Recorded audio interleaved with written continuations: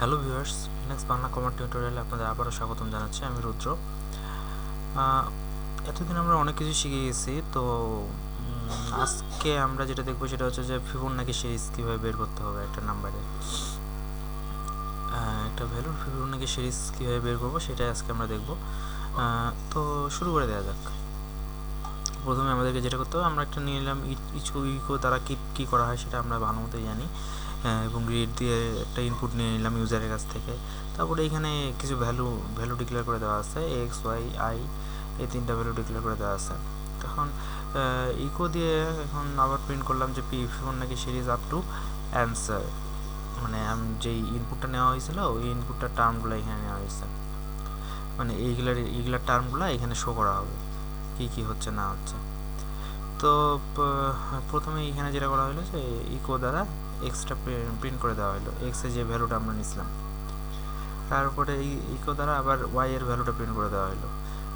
এখন আর একটা কন্ডিশন নেওয়া হয়েছে, যে কন্ডিশনটা দ্বারা এটাই বোঝানো হয়েছে যে আইতে যে ভ্যালুটা আছে, আইতে আমাদের কত আছে জানি আমরা 2, আইতে যে ভ্যালুটা আছে সেটা হচ্ছে যে এখানে এলটি দ্বারা বোঝানো হয়েছে যে লেস দেন, এলটি দ্বারা বোঝানো হয় লেস দেন। আমরা লেস দেন জানি যে তখন গ্রেটার দেন লেস দেন সাইনটা আলাদা, কিন্তু ওই শেল প্রোগ্রামিংয়ে যেটা হয় যে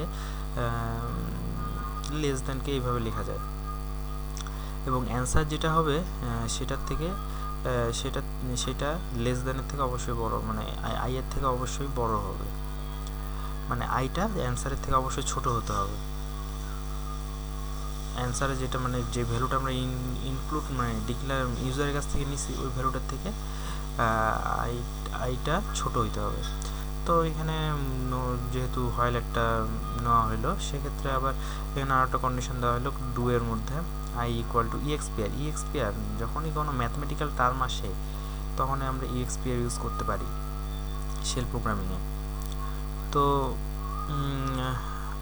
তো এখানে যেটা হবে যে এখন তো এখানে আই দিয়ে তো প্লাস দিয়ে এখানে আই যে ভেরিয়েবলটা নেওয়া হয়েছিল ওইটার সাথে 1 যোগ করা হয়েছে।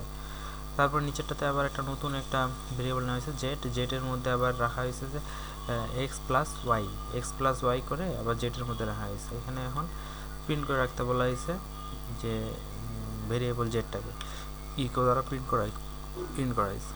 এখন তারপরে X equal to Y equal to Z দিয়ে ডান।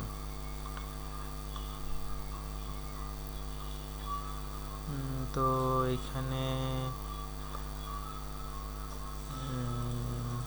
তো এই ছিল ফিবোনাকি নাম্বারের সিরিজ। তো এখন এটা প্রিন্ট করে দেখা যাক কী হয়।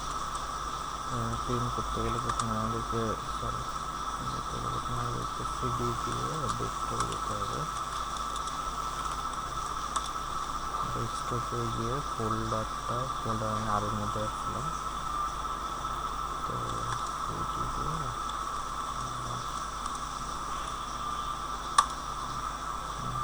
এখন আমি আরের মধ্যে আসছি। এখন এটার নাম ছিল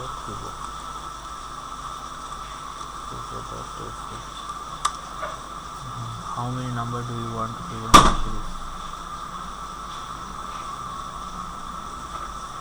Fibonacci series এর নাম্বারগুলো কি?